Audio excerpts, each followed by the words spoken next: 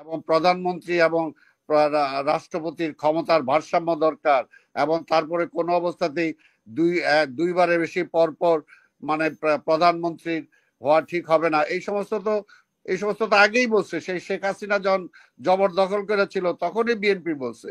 কাজে সংস্কার তো বিএনপি আগেই বলছে যে এই সরকারটা ইন্টেরিয়াম গভর্নমেন্ট, এটা আমরা নিয়ে আসছি এবং আমরা চাই যে এই সরকার যাতে ব্যর্থ না হয়, কারণ এই সরকার ব্যর্থ হইলে আরেকটা অন্ধকারের দিকে যাবে। এই সরকারের সার্থকতাটা হলো ওইটাই, যদি একটা গ্রহণযোগ্য নির্বাচন করে সে নির্বাচিত সরকারের কাছে ক্ষমতা অর্পণ করে, সেটাই হবে তার জন্য মানে সাকসেস। নির্বাচনকে পিছিয়ে দিয়ে আবার যাতে এই ফ্যাসিবাদ আসতে পারে, কি দরকার না আজকে এই নির্বাচন দরকার নাই, জাতীয় নির্বাচন দরকার নাই, আজকে ওই লোকাল নির্বাচন দরকার, আজকে এতদিনের মধ্যে নির্বাচন দরকার নাই, আরো পরে নির্বাচন দরকার, এবং এখনই এখনই সবকিছু সংস্কার করে যাইতে হবে, তা নাইলে কোনো সংস্কার হবে না। আমার পূর্ববর্তী বক্তা খুব ভালোই বলছেন, কিন্তু উনি যে কয়েকটি কথা বলছেন সেখানে আমি কন্ট্রাডিক্ট করব না সংযোজন করব বুঝতেছি না। যে উনি বলছেন যে নির্বাচন হলেই যে সমাধান হবে, আর নির্বাচন হলেই তো সবকিছু হবে, নির্বাচনের জন্যই তো লড়াই। এবং শেখ হাসিনা নির্বাচন দেয়নি বলে তো শেখ হাসিনা ফ্যাসিস্ট হয়েছে। যদি নির্বাচনের মাধ্যমে শেখ হাসিনার বিদায় হতো তাহলে তো ফ্যাসিস্ট হইতো না, এবং তার দলেরও আজকের এই পরিণতি হইতো না, দেশেরও এই পরিণতি হইতো না। কাজে নির্বাচন মানে কি? জনগণের রায়। সেই জনগণের রায় তো সে নেয় নাই। সে বাংলাদেশের জনগণের উপর নির্ভর না করে সে তো ভারতের উপর নির্ভর করছে। তারা তারা তারা ক্ষমতায় বসাইছে।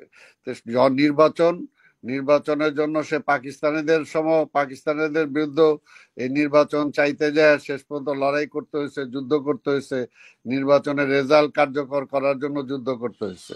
তো একই অবস্থা এখনো বিদ্যমান, যে সেই নির্বাচন যদি শেখ হাসিনা নির্বাচন দিত তাহলে আজকের এই অবস্থাটা হইতো না।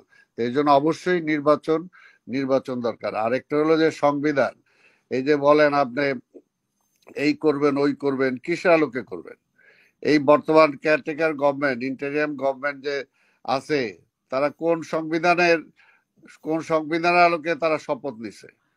তারা তো একটা সংবিধানের শপথ নিছে, এবং সেই সংবিধানটাকে রক্ষা করার জন্য শপথ নিছে। তাদের শপথ বাক্যে কি পালন করছে? আজকে যদি 5ই আগস্টে বিপ্লব হয়ে যেত, তাহলে একটা বিপ্লবী সরকার আসতো, বিপ্লবী সরকার এসে সংবিধান বাতিল করে দিত, তাহলে একটা নিউ একটা রেগুলেশন আসতো। বা যদি বিপ্লব না হয়ে মার্শাল ল যদি আসতো, তাহলে মার্শাল ল আইসা সব সংবিধান বাতিল করে দিত বা সংবিধান স্থগিত করে মার্শাল ল রেগুলেশন দিয়ে এখন ওই যেগুলো বললেন যে ওই এইটা করতাম ওইটা করতাম, ইচ্ছা অনুযায়ী যেটা ইচ্ছা করে ফেলতো। কিন্তু যেটা ইচ্ছা তো এটা রাষ্ট্র। হাসিনা নিজের খেয়াল খুশি মতো করতে যে আজকে আজকে দেশটাকে এই পর্যায়ে নিয়ে গেছে। রাষ্ট্রের সবগুলো প্রতিষ্ঠানকে ধ্বংস করে ফেলছে। যদি আজকে রাষ্ট্রের সেই প্রতিষ্ঠানগুলো, যেটা আজকে এখানে বললেন যে আজকে এই জন্য বলছে, শেখ হাসিনা তো নিজে সংবিধান মানে নাই। সংবিধান সংশোধনের তো দূরের কথা, যে সংবিধান আছে, যে সংবিধান ছিল, এই সংবিধানই তো সে মানে নাই। হাজার কাটাছেঁড়া করার পরও যে সংবিধান তার আমলে ছিল, এটাও তো সে মানে নাই, কোনোভাবেই মানে নাই। যেটা ইচ্ছে হয়েছে মানছে, যেটা ইচ্ছে হয়েছে মানে নাই।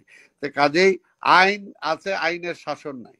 সেটা প্রয়োগটা কে করে? যেহেতু ফ্যাসিস্ট ছিল, কাউকে জবাবদিহিতা ছিল না, জনগণের ভোট তার দরকার হয় নাই, তাই জনগণের বৃদ্ধাঙ্গুলি দেখা সে যেমনে চাইছে। বলছে না যা ভোট দরকার কি, যদি উন্নয়ন চান না ভোট চান, উন্নয়ন চান না গণতন্ত্র চান।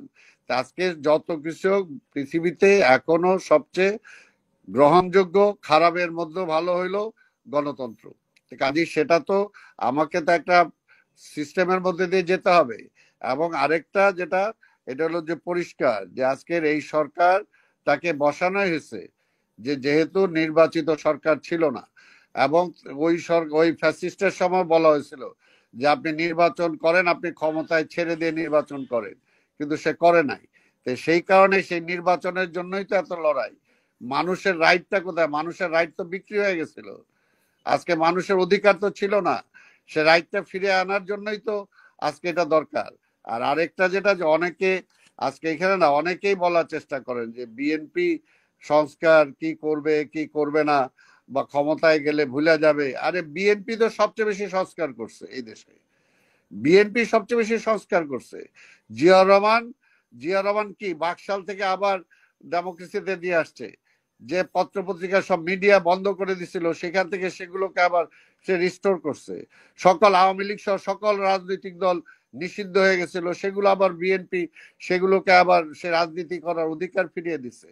আজকে মৌলিক যে সমস্ত পরিবর্তন, সব পরিবর্তন তো সেখানে আনছে। আজকে বেগম খালেদা জিয়ার আমলেও যদি সংস্কার বলি, আজকে যে মুক্তিযোদ্ধাদের নিয়ে রাজনীতি করতে আওয়ামী লীগ, আজকে এই যে মুক্তিযোদ্ধা মন্ত্রণালয় করে তাদেরকে সেগুলোকে কার্যকর করার জন্য চেষ্টা করছে। আজকে নারীদের অংশগ্রহণ, নারীদের শিক্ষা, এই ব্যাপারে যদি বৈপ্লবিক পরিবর্তন সেটাও করছে বেগম খালেদা জিয়া।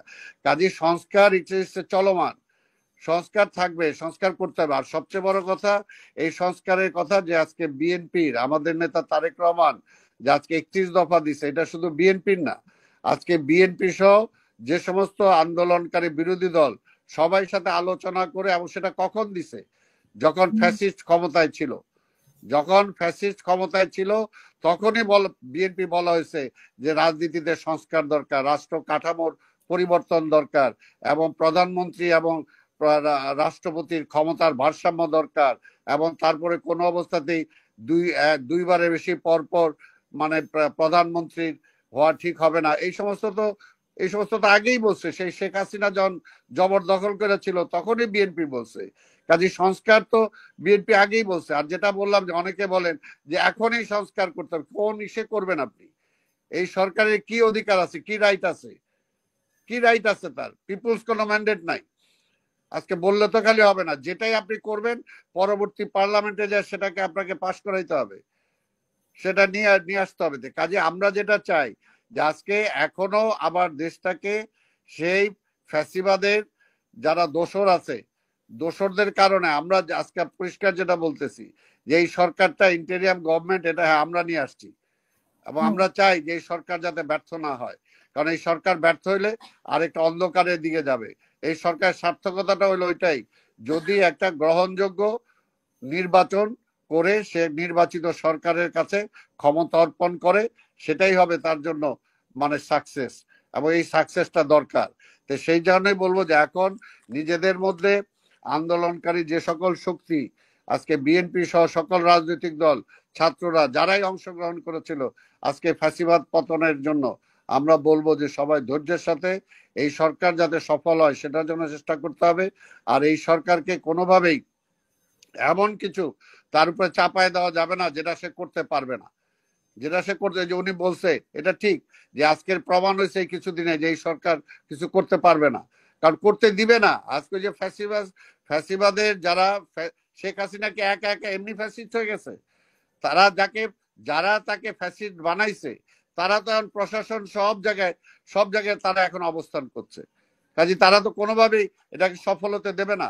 এবং আমরা তো দেখছি ইতিমধ্যেই বিভিন্ন রকম কর্মসূচি, বিভিন্ন প্রোগ্রাম দিয়ে ফ্যাসিবাদকে আবার ফিরে আনার জন্য চেষ্টা করা হচ্ছে, এই সরকারকে মানে বিচ্ছিন্ন করার চেষ্টা করা হচ্ছে, এবং নির্বাচনকে পিছিয়ে দিয়ে আবার যাতে এই ফ্যাসিবাদ আসতে পারে। কি দরকার না, আজকে এই নির্বাচন দরকার নাই, জাতীয় নির্বাচন দরকার নাই, আজকে ওই লোকাল নির্বাচন দরকার, আজকে এতদিনের মধ্যে নির্বাচন দরকার নাই, আরো পরে নির্বাচন দরকার, এবং এখনই এখনই সবকিছু সংস্কার করে যাইতে হবে, তা নাইলে কোনো সংস্কার হবে না।